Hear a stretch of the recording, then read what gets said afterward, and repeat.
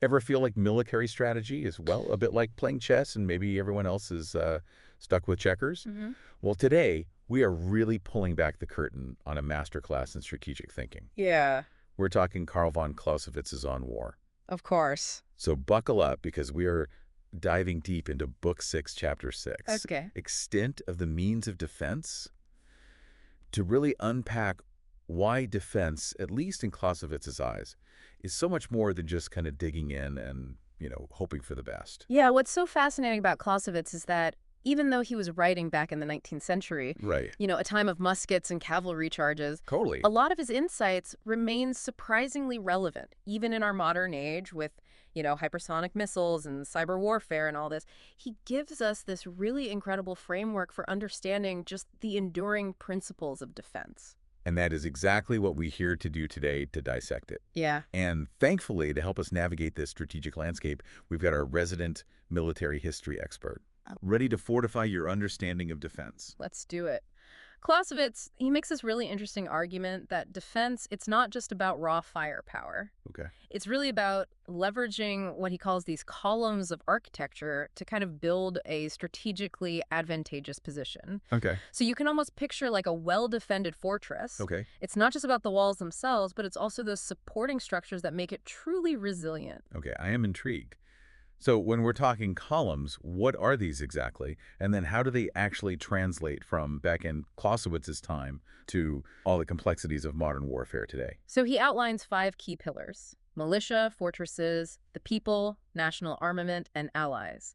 And each of these played a really crucial role in 19th century warfare. Yeah. But as we're going to see, their relevance has evolved in ways that I think Clausewitz himself might have found pretty astounding. Okay, so let's start with that first column, militia. And back in Clausewitz's day, these weren't just like ragtag groups of farmers with pitchforks, right? Yeah. No, not at all. Clausewitz, he saw a well-trained militia as a really powerful expression of national will. These are the citizens that are defending their homeland, and they often have, a level of fervor and local knowledge that regular troops might not possess. Think back to the American Revolution, for example. Militias played a really key role in harassing those British forces, Right. using their knowledge of the terrain to their advantage. That whole home field advantage idea. Exactly. Okay, but then how does this concept of a militia, how does that translate to today's world with professional armies, high-tech weaponry? I can't exactly see a group of citizens with rifles taking on, a tank column. That's where it gets really interesting. So today we see echoes of the militia in organizations like the National Guard and reservists. Right, so these are citizen soldiers that can be called upon to supplement those regular forces, especially during large-scale conflicts or domestic emergencies. They provide, a really crucial surge capacity, and often they possess these specialized skills or local knowledge that prove, invaluable. And you can't forget about the role of civilian resistance movements in modern conflicts. You look at Ukraine today, the Ukrainian people's resistance against the Russian invasion. Yeah. It's a stark reminder that a determined populace can significantly impede even a technologically superior adversary. Absolutely. And while a militia might not be going, toe-to-toe with tanks in conventional warfare today, their role in things like intelligence gathering, disrupting supply lines, undermining morale, you can't overstate that. It's about maximizing those asymmetrical advantages. So militia, in like the modern sense, is less about that direct combat and more about leveraging that local knowledge, that determination to disrupt, to dishearten the enemy. Exactly. That's fascinating how that's evolved. Yeah. Okay, let's move on to fortresses. In Clausewitz's time, a well-fortified city, a stronghold that could withstand months, even years of siege, right? Absolutely. Sieges were these really lengthy and resource-intensive operations. Right. And a single fortress could really tie down a sizable enemy force for a really long time. Think of them as these linchpins in a defensive strategy, buying time and really forcing the enemy to expend precious resources. Okay, but with all that said, how relevant are fortresses today, right? Yeah. In our age of, stealth bombers and long-range missiles that can strike with pinpoint accuracy, it seems like the days of just holding up behind these thick walls might be over. It's a great question, and the answer is a little more nuanced than it seems. So, Okay. on the one hand, right, we have this image of a fortress being reduced to rubble by a barrage of missiles. All right. But then you consider the enduring relevance of things like hardened bunkers and underground facilities, and especially the complexities of urban warfare. Right, like cities with their dense populations and just crazy layouts have kind of become the modern fortresses. Precisely. Think about places like the Strait of Hormuz, the South China Sea, Right. these strategically vital choke points. They've become focal points for a lot of that modern fortresses building. So fortresses today, less about those physical walls and more about controlling those strategically important locations. Yeah. Whether it's that fortified island chain or a heavily defended city, it's so fascinating how a concept from the 19th century can still hold so much weight, even in our world of drones and satellites today. Yeah, it really is. It speaks to his grasp of just the enduring principles of strategy. Yeah. But let's move on to what I think is one of his most insightful columns. Okay. That's the people. Clausewitz really recognized that a supportive population was just this massive force multiplier for anyone on the defense. Yeah, that makes a lot of sense. It's not just about having the soldiers on the ground, right? Yeah. It's about having that nation behind them. Exactly. But, Clausewitz is writing well before days of mass media, the internet, Yeah. all this stuff. So how does this column really play out in our hyper-connected world? Yeah, it's become even more crucial today than ever. So today, that battle for hearts and minds is often just as important as, that actual physical fight on the ground. Yeah. Think about the role of social media during, like, the Arab Spring uprisings. Oh, yeah. That became a tool for not only organizing protests, but disseminating information, Right. even rallying international support. Yeah, it's like the information battlefield has added this whole other dimension to warfare. It has. Winning over the local population, maintaining morale, controlling the narrative that can be just as decisive as any sort of military operation. Absolutely. And you see, today, governments and non-state actors alike are using things like propaganda, misinformation, even targeted messaging Right. to try to shape these perceptions on a global scale. It's a double-edged sword, of course. Yeah. It can be used to rally support for what you might consider a righteous cause, or it can be used to sow discord and undermine an opponent's legitimacy. Yeah, Clausewitz probably would have had a field day analyzing this new battleground. Oh, absolutely. Okay, so we've talked about leveraging the strength of citizens. We've talked about the strategic importance of fortified locations, the power of that supportive population. Right. What about Clausewitz's next column, which is national armament? What is he talking about with this one? So this one's really fascinating because it speaks to the total mobilization of a nation's resources for the purpose of war. Okay.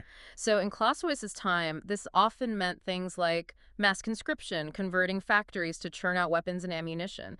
It was about harnessing the full industrial and agricultural might of your nation. And we saw this in the world wars, right? Exactly. Where entire economies were completely retooled to support, Yeah. that war effort. Exactly. But how does that translate today? How does national armament manifest in our modern context? Because we don't really see those massive draft calls like we did in past generations. You're right. So today, it's less about putting a rifle in the hands of every citizen and much more about that technological and economic mobilization. Okay. So think about, all the cutting-edge research and development that goes into our modern weapon systems, Right. the cybersecurity infrastructure that's protecting a nation's critical networks, even something like economic sanctions that can really cripple an adversary's economy. It's like the whole nation becomes this engine of war. Exactly. But the gears are turning in research labs and factories and, financial centers Yeah. just as much as they are on, an actual battlefield. Precisely. And I think perhaps the most potent example of this today is cyber warfare. Right.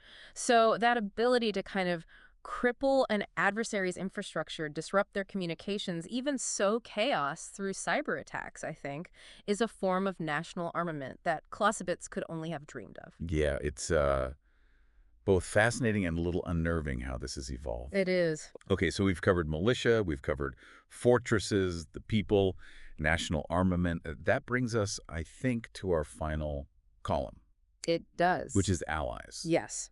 I'm curious to see, what Clausewitz had to say about this, because obviously alliances are such a huge part of the world we live in today. Alliances have always been kind of this wild card in warfare. Yeah.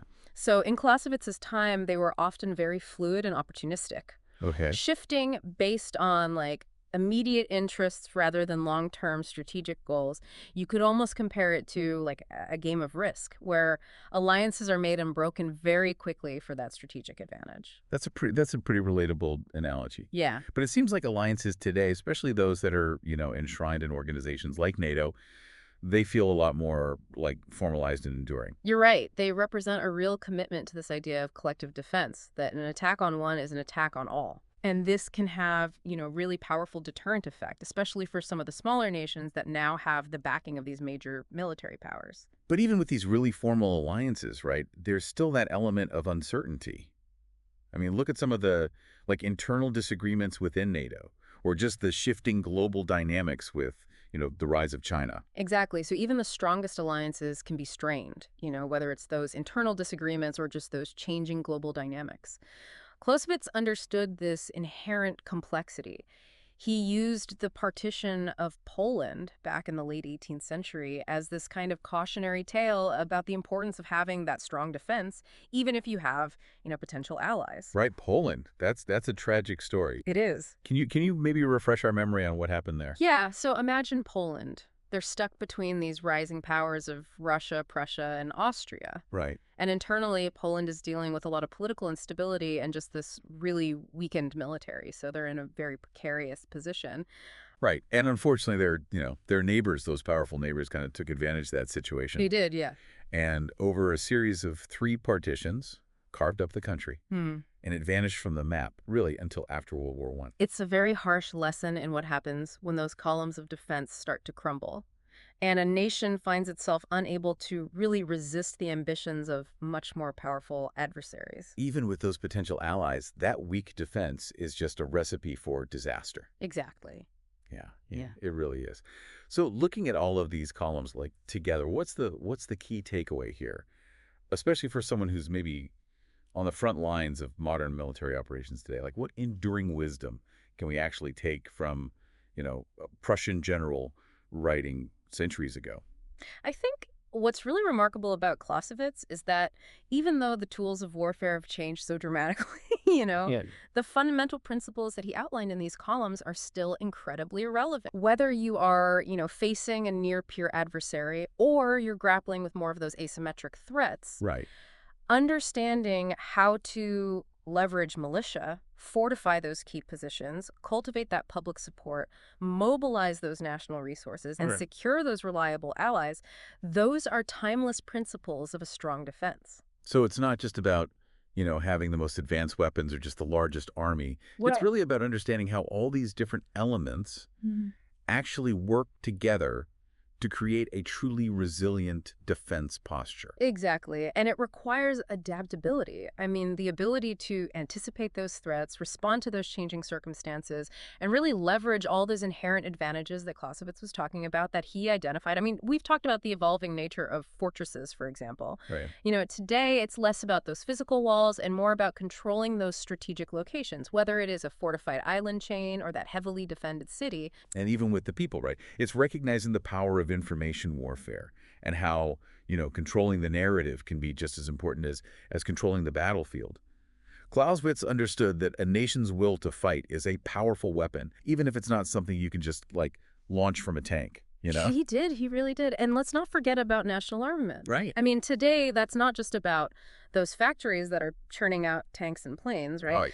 It's also about harnessing the power of a nation's technological innovation, its economic strength. Yeah. Things like cyber warfare, economic sanctions, these are all tools of national power that really reflect this evolving nature of warfare. It seems like Clausewitz was just way ahead of his time in recognizing these underlying principles. It's really incredible. He's given us this amazing framework for thinking about defense that's just as relevant today as it was back then. He really has. As you continue to navigate all the complexities of modern defense, Yeah. just remember those columns.